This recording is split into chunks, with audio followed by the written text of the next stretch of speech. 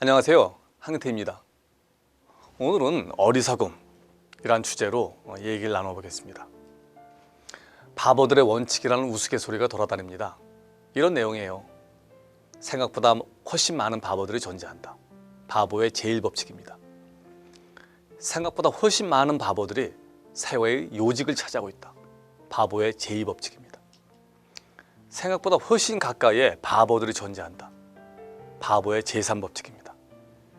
생각보다 훨씬 많은 사람들이 자기가 바보임을 모르고 산다. 바보의 제4법칙입니다. 어떠세요?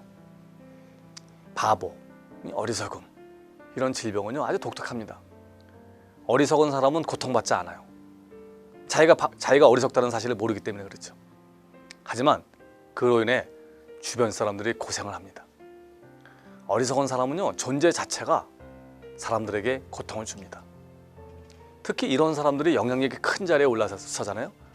그 수많은 사람들이 이로 인해 고통을 받습니다. 그런데 어리석은 사람일수록요 나설 자리, 안 나설 자리 가리지 않고 나섭니다. 무소불위로 권력을 휘두릅니다. 참 여러 사람을 피곤하게 합니다. 제가 이제 모 공공조직에서요 이 소통이라는 주제로 강의를 한 적이 있습니다. 팀장 이상 이사장까지 거의 한 200여 명이 대상이었습니다. 전국 각지에서 올라온 사람들로요 강의장 밖은 아주 복잡했습니다.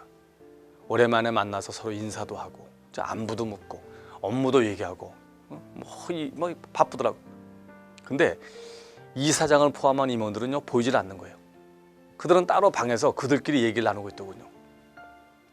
아래 것들이 다 착석을 하니까 그때 임원들이 입장을 하는 겁니다. 저는 정말 이해를 못하겠더라고요. 아니 주제가 소통인데 소통을 하자면서 소통을 거부하는 거 아닙니까? 여러분 그런 자리가 얼마나 소통을 해서 좋은 자리예요.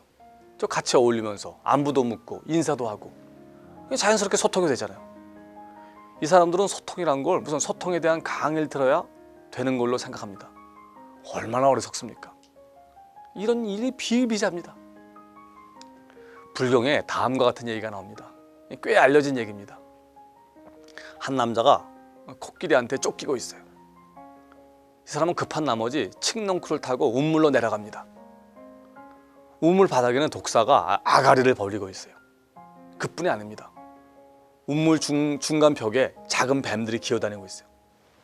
설상가상으로 흰쥐와 검은쥐가 번갈아 칡넝쿨 윗부분을 갉아먹기 시작합니다. 이 사람이 바닥으로 떨어지는 건 시간 문제예요. 근데 어리석은 날라온 벌 5마리가 역시 칡넝쿨 윗부분에 집을 지었습니다. 그리고 거기서 꿀이 한 방울씩 떨어져요.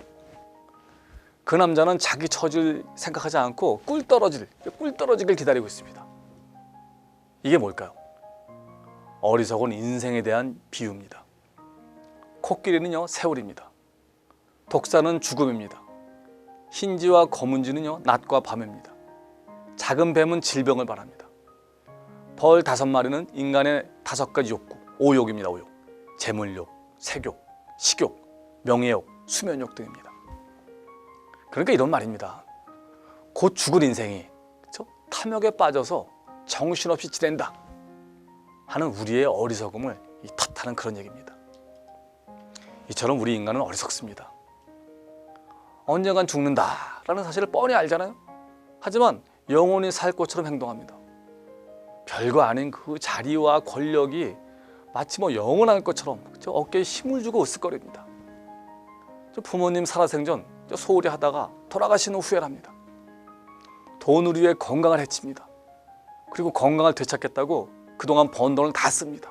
그게 우리 인간입니다. 미래를 위해서 현재를 희생합니다. 애들이 놀아달라 할 때 안 놀아줍니다. 애가 큰 후 안 놀아준다고 어른이 징징댑니다. 그게 어리석음입니다.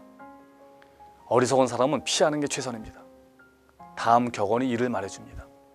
산 양에게는 앞쪽에서 접근하지 말고 말에게는 뒤쪽에서 접근하지 말아라. 그리고 바보에게는 어느 쪽에서도 접근하지 말아라 라는 말이 있습니다. 총명한 자를 경계하는 것이 매 100개로 미련한 자를 때리는 것보다 더욱 깊이 박히느니라.